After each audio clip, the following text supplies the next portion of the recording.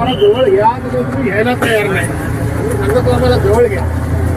आणि या दरम्यान शेखर निकम आहेत, आमदार आहेत, त्यांची भेट देखील या ठिकाणी झालेली आहे। आपण पाहू शकतो तालुका अध्यक्षाला पण विनंती केली आम्हाला जवळ घ्या घ्यायला तयार लढूया।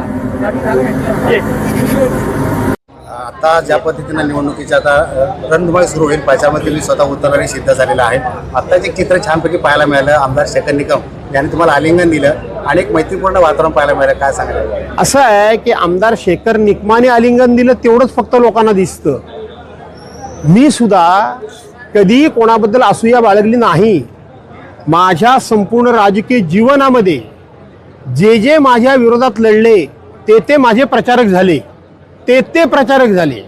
असा एकही माणूस शिल्लक राहिला नाही की जो माझ्या विरोधात लढला आणि तो पुढच्या वेळेला माझा प्रचार करायला उतरला नाही।